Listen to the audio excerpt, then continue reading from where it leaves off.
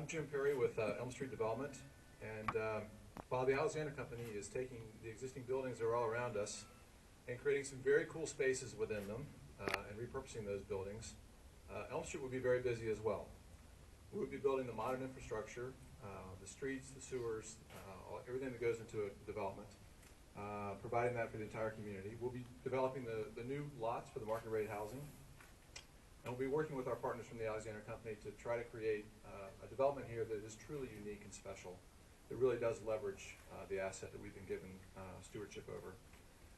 Elm Street's been developing property in Fairfax County for a long time, and the process in Fairfax County is long and complex. And the reason it's long and complex is because every project needs to fulfill a lot of different requirements. The project has to be consistent with the goals and objectives of the county. It has to mitigate its impacts on the community and the infrastructure. It needs to be environmentally sensitive and sustainable. And of course, it needs to be economically viable for the developer or it'll never get built.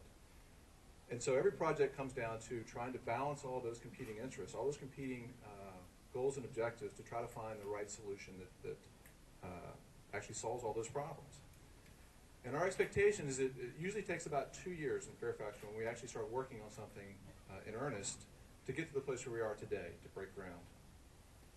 But in the case of this project, Liberty Crest and Laurel Hill, it didn't take 2 years.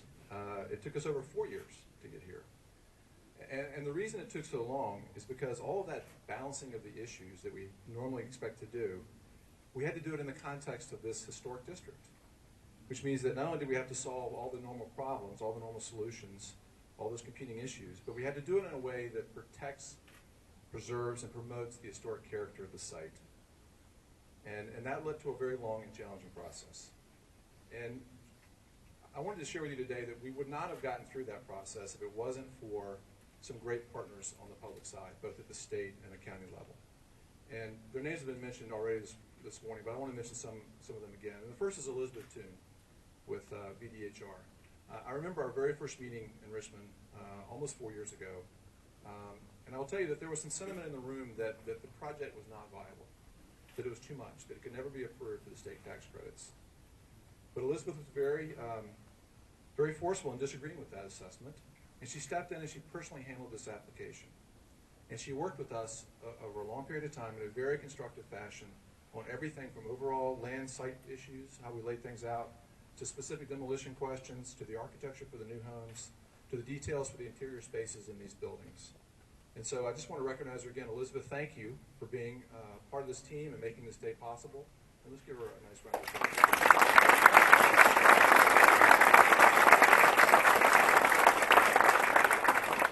And from Fairfax County, I'd like to recognize 3 people from the Department of Planning and Zoning.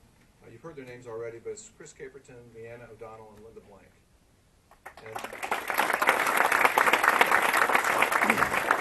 And these folks have been tireless in their advocacy for this project.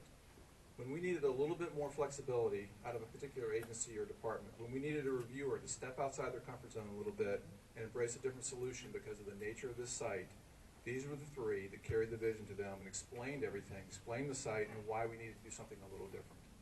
So Chris and Leanna and Linda, thank you.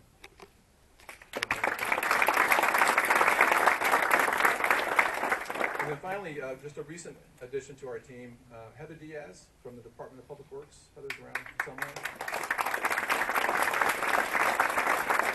Heather joined our team just like 4 months ago, but Heather has been really indispensable in getting us to the finish line in the time frame that we had left.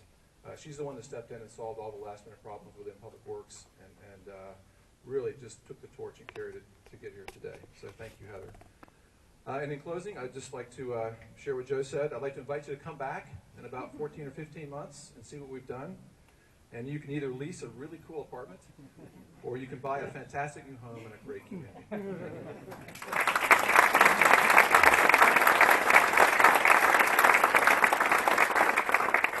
Thank you very much.